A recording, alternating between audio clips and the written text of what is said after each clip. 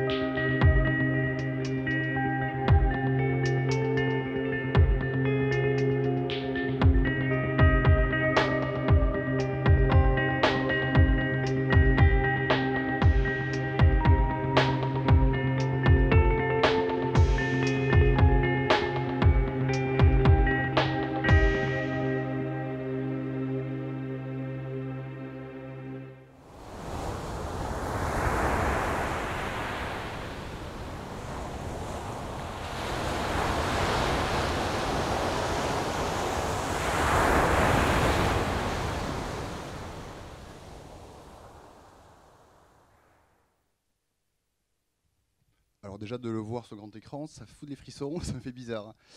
Donc voilà, donc le film, je l'ai montré en premier parce qu'il fallait parler d'abord de l'esprit, de d'où ça part. Donc là, je suis avec mon cousin qui est aussi mon partenaire. Donc notre bureau, alors je crois que la K-Caravane est partie, je pense qu'on a peut-être des choses à faire ensemble pour s'équiper.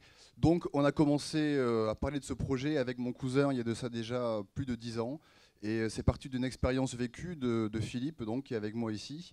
Sur la photo et donc on parlait après des sessions de ski de rando dans les Pyrénées ou alors de surf, on parlait de son voyage qu'il avait fait sur le site Home Exchange qui est une référence pour l'échange de maisons et donc il me disait qu'il avait fait un voyage via Home Exchange.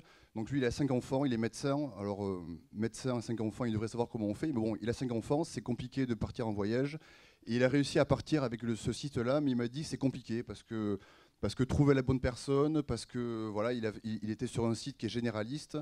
Et le retour d'expérience, il m'a dit c'était vraiment bien parce que je suis arrivé chez un surfeur à Jersey. Et donc c'était un surfeur, il avait une maison adaptée au surf, il avait voilà. Et donc ça m'a coûté beaucoup moins cher, c'était bien meilleure expérience. Et donc l'idée est partie d'un constat très simple, c'était ah ben ouais, c'est-à-dire qu'on s'est dit ouais évident. Donc on a fait une étude de marché qui s'est résumée aussi à ah ben ouais. Donc on a fait zéro. On n'a pas aligné des chiffres, on a juste dit qu'il fallait le faire. Donc on s'est lancé, donc c'était autour des discussions un peu informelles. Bon là j'ai fait une infographie un peu dégueulasse, je suis désolé, je l'ai fait hier soir. Autour d'une bouteille pour la loi, j'ai respecté la loi, donc j'ai mis une bouteille de Heineken. Donc voilà, on a discuté beaucoup de ça, et puis finalement on s'est lancé dans ce projet. Et au tout début, on a fait un site qui était exclusivement un site d'échange de maisons entre surfeurs. Donc on n'était que sur l'échange. Et en fait, en avançant, on s'est rendu compte qu'on parlait à une communauté, que les surfeurs aussi se reçoivent, que ça fait partie de leur ADN. Donc on a évolué dans le projet, on a fait d'autres versions du site et du concept. Et en fait, on s'est éloigné un peu de Home Exchange, on fait aussi le fait de se recevoir. Et on peut aller beaucoup plus loin dans l'idée qu'on a aussi des solutions pour apporter des solutions à des gens qui voyagent et qui ont besoin de renseignements sur place. Par exemple, si on se retrouve en Afrique du Sud, qu'on est quand même hébergé chez quelqu'un qui n'a pas du réseau et qu'on a besoin de faire réparer une planche, savoir où trouver un réparateur, où trouver un endroit où surfer dans des bonnes conditions en famille, enfin voilà, toutes ces ressources que le collaboratif peut amener. Donc voilà, donc l'idée, c'est matérialisé par un site. Donc le site permet de mettre en relation en fait un surfeur et en fait son lieu de vie et de donner toutes les informations qui vont être nécessaires dans la préparation d'un voyage et dans toutes les infos dont on a besoin. Donc par exemple, est-ce qu'une voiture adaptée au surf est possible d'emprunter? Est-ce qu'on peut emprunter du matériel sur place? Savoir à quelle distance on est des spots de surf. Donc voilà, le site a été pensé pour créer cette relation très intime entre une pratique, une personne et un lieu de vie. Parce que l'idée, c'est que un local, pour le surf, sera toujours le meilleur des guides, ce sera la meilleure personne pour vous dire voilà, où aller surfer, donner des informations. Partant de là, après, nous, on a vraiment fait, comment dire, on a construit ce projet et on a appris en faisant, c'est-à-dire que quand j'ai dit études de marché, qu'on est allé très vite, on n'en a pas fait. C'est après qu'il a fallu rentrer dans la finance, dans chercher des partenaires financiers, qu'on a dû construire le projet et apprendre. Et donc on s'est intéressé à toutes les études qui ont été faites. Et donc là, peut-être que l'expert comptable pourra m'aider dans cette démarche un peu plus.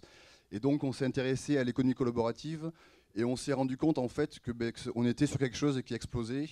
Et là, donc, je donne juste un seul chiffre, c'est le cabinet PricewaterhouseCoopers, donc un cabinet qui fait référence et qui a établi qu'en 2013, l'économie du partage avait généré 15 milliards de dollars et qui prévoit une augmentation pour 2025 de 335 milliards. Donc voilà, on s'est dit qu'on était sur quelque chose qui était porteur. Et un peu comme tu le disais, l'idée c'est que cette économie, comment dire, il faut qu'elle ait des valeurs sociales et solidaires, qu'elle ait ses valeurs de partage, des valeurs très fortes, c'est pour ça que j'ai mis le film au début.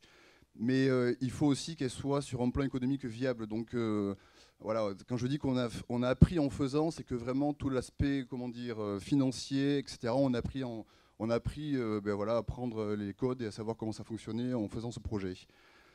Ensuite, quand je ne sais plus qui a parlé de changement de paradigme, on est en plein dedans. Donc l'idée, c'est d'utiliser en fait le numérique pour transmettre et faire passer les valeurs les plus, comment dire, les plus pures, on va dire. Enfin, je le dis comme ça, mais dans l'idée que les peuples premiers, les Indiens disaient que on est riche en fait quand on partage. Et quand on parle de changement de paradigme, un peu, c'est ce qui se passe. C'est qu'on se rend compte qu'on est à une époque où on est à la fin d'un modèle et que ce modèle du collaboratif explose parce que je pense qu'il y a une envie d'autre chose et qu'en fait, on s'est rendu compte qu'on était là-dedans en fait, en le faisant. Donc c'est un peu pour ça que j'ai mis la phrase de Leonard Nimoy qui disait que le plus tu partages, le plus tu as. Et donc l'idée, c'est d'utiliser donc le numérique pour faire passer ces idées. Et surtout ne pas l'oublier, parce que si on rentre dans la finance, il y a le risque qu'on dilue un peu ces valeurs-là. Et ces valeurs sont les valeurs qu'on porte, qu'on doit continuer à préserver. Et il faut donc garder cet équilibre entre un projet qui, sur un plan, comment dire, sur un plan business, soit solide et qui garde ces valeurs, parce que c'est des valeurs qu'on porte, mais c'est aussi un facteur de réussite. Ça fait partie de la réussite du projet.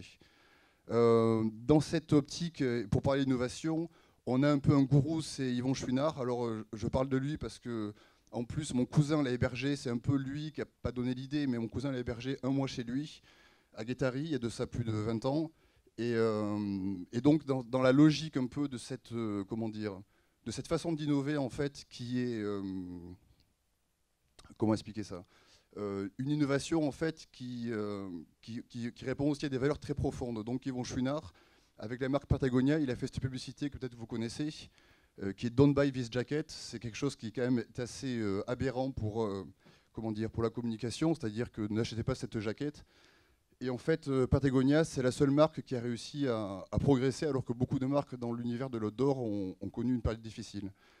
Pour finir, je vais vous montrer un film pour vous dire un peu ce qu'est Swap and Surf et vous le montrer en image. Comme ça m'évite de parler parce que là, je perds un peu pied.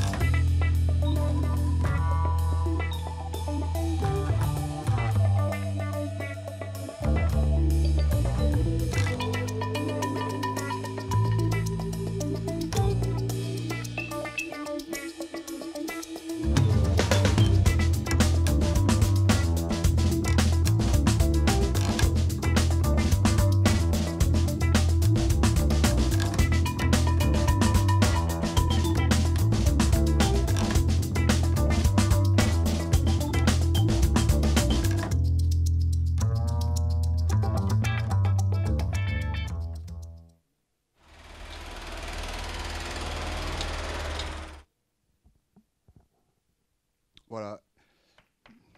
Merci.